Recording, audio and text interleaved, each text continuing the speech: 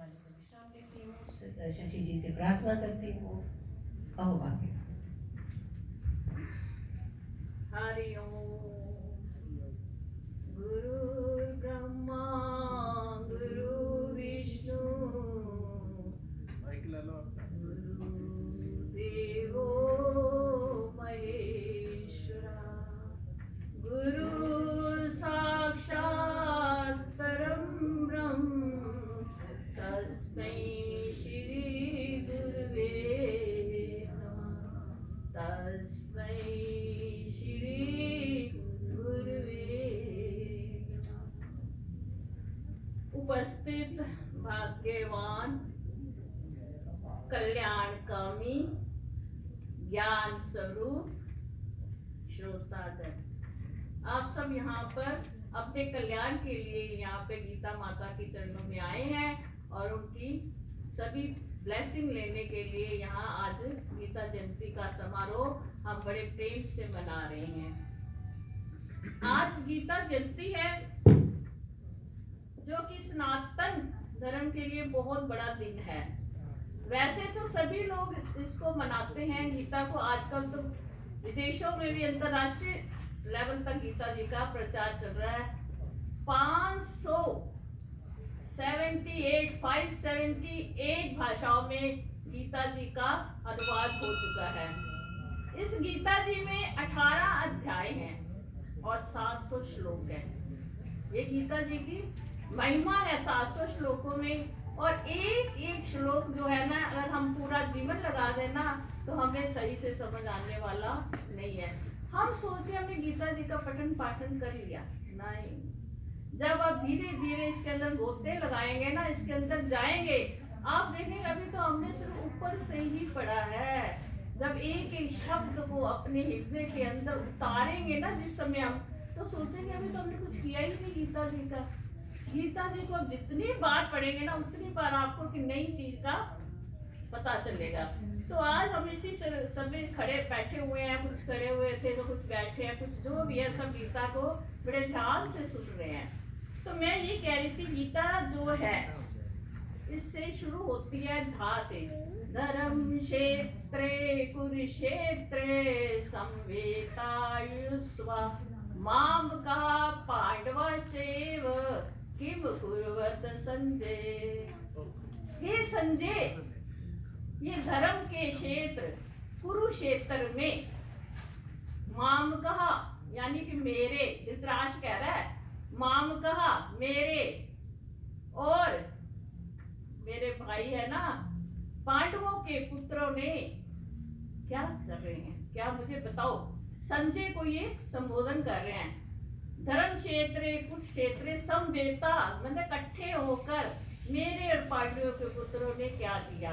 गीता धा से शुरू होती है, माँ पे जाकर पूर्ण होती है। यत्र योगेश्वरो कृष्ण यत्र पार्थो धनुर्धरा तत् श्री विजय भूति नीतिर मतिर मम। देखा, धा से शुरू होती है, माँ पे जाकर पूर्ण होती है। ये धा और माँ में जो है वो सारा धर्म है।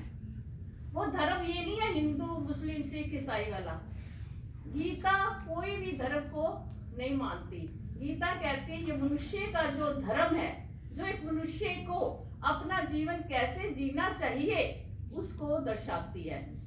मनुष्य के बारे में एक सृष्टि में मैंने बनाई, भगवान कहते हैं उस सृष्टि के जो मैंने नियम बनाए उसमें तुम लोगों को कैसे वहां पे विचरण करना है, ये गीता जी ही हमें बताती हैं। सब उपनिषदों गावो, सारी उपनिषदों का सार गीता में है, सारे वेदों का सार गीता में है। और स्वयं दो कौन रहा है, गोपाल नंदन, गोपाल नंदन श्री कृष्ण इसको धो रहे हैं। ये ऐसी गीता है जो कि भगवान श्री कृष्ण के मुखार बिंद से निकली हुई है और किसी ने इसको नहीं बोला। इसलिए इसके एक एक वचन को अगर हम माने तो समझें कि हमारा मोक्ष किया, जैसे मोक्षदा काशी है ना, तो मोक्ष के हम अधिकारी बन सकते हैं। तो पहला श्लोक जो गीता की महिमा में आता है, गीता शास्त्रम इदम, गीता शास्त्रम इदम पुण्यम, ये बड़ी पुण्यवान है।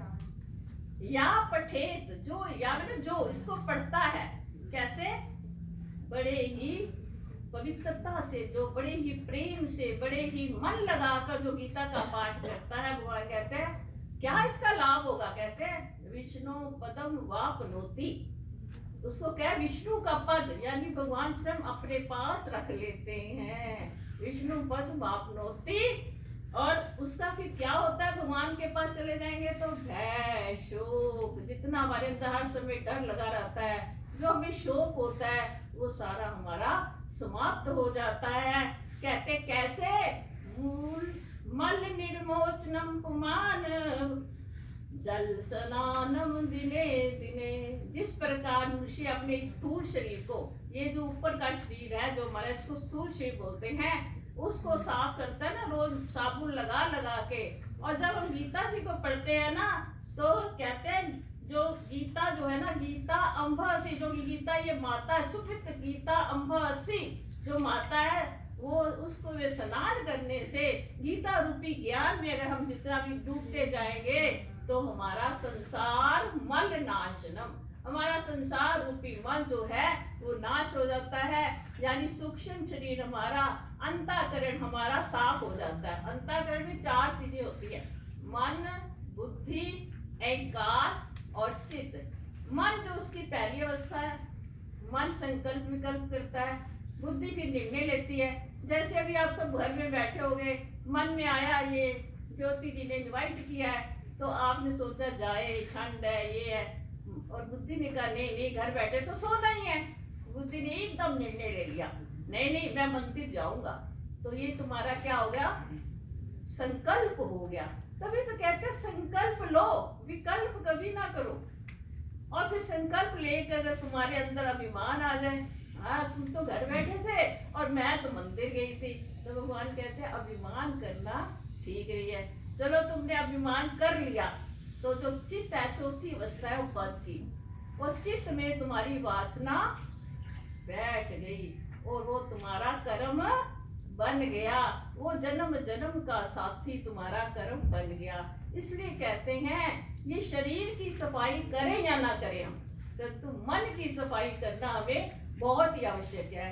मन को साफ रखो, शरीर की सफाई का इतना वैसे तो करनी चाहिए, क्योंकि शरीर साफ रखेंगे तो मन अपने आप थोड़ा साफ होएगा। तो ये कहते हैं जो गीता है ना, सर्व उपनिषदों का वो दोगधा कोपाल नंदना गीता गंगोत्कम पीतवा पुनर्जन्म ना विद्यते। अगर हमने इस गीता रूपी ज्ञान को पी लिया है ना, खाना नहीं, पी लिया। पीते कैसे, एक एक घूंट करके। इसको अगर हमने पी लिया तो क्या होगा, गीता गंगोत्कम पीतवा, फिर हमारा पुनर्जन्म ना विद्यते, हम पुनर्जन्म में नहीं आएंगे। ये भगवान स्वयं गारंटी दे रहे हैं कि ये गीता ऐसी है, अगर तुम रोज पढ़ोगे तो तुम मुक्ति को प्राप्त कर लेगे। अब उन लोग, कई लोग कहते हैं हमें मुक्ति चाहिए ही नहीं, करना क्या मुक्त होके। देखो बार बार जन्म लेना, बार बार संसार में आना, 84 लाख योनियों में बैठना कोई अच्छा लगता है किसी को? नहीं अच्छा लगेगा ना। कभी कुछ बनते हैं, कभी कुछ बनते हैं। इसलिए मोक्ष की प्राप्ति करना मनुष्य जीवन में आकर एक हमारा कर्तव्य है, अगर हम मोक्ष को प्राप्त करते हैं। तो मैं ये इन्होंने कहा था कि पूरी गीता का सार बताना है, तो मैं उसी हिसाब से अपने, वैसे तो 12वां अध्याय भी मैं बता सकती हूँ, मैं 12वें अध्याय को इन्होंने बोला है, 12वां अध्याय ही शुरू करते हैं। चलो। ओम श्री परमात्मने नमः। श्रीमद् भगवद गीता अथ द्वादशोऽध्यायः। अर्जुन उवाच एवं सततयुक्ताये भक्तास्त्वां पर्युपासते ये चाप्यक्षरमव्यक्तं तेषां के योगवित्तमाः। श्रीभगवानुवाच मय्यावेश्य मनो ये मां नित्ययुक्ता उपासते श्रद्धया परयोपेतास्ते मे युक्ततमा मताः। ये त्वक्षरमनिर्देशं अव्यक्तं पर्युपासते सर्वत्र गमचिन्त्यं च कूटस्थमचलं ध्रुवं सनियमेन्द्रियग्रामं सर्वत्र समबुद्धयः ते प्राप्नुवन्ति मामेव सर्वभूतैते रताः क्लेशोदितस्तेषाम् अव्यक्तासक्तचेतसाम् अव्यक्ता हि गतिर्दुःखं देहवद्भिर्वाप्यते ये तु सर्वाणि कर्माणि मयि सन्न्यस्य मत्पराः अन्येनैव योगेन मां उपासते तेषामहं समुद्धर्ता मृत्युसंसारसागरात् भवामि न चिरात् पार्थ मय्यावेशितचेतसाम् मय्येव मन आधत्स्व मयि बुद्धिं निवेशय निविश्यसि मय्येव अतो न संशयः अथ चित्तं समादातुं न शक्नोषि मयि स्थिरम् अभ्यासयोगेन ततो मामिच्छाप्तुं धनञ्जय अभ्यासेऽप्यसमर्थोऽसि मत्कर्म परमो भव मदर्थमपि कर्माणि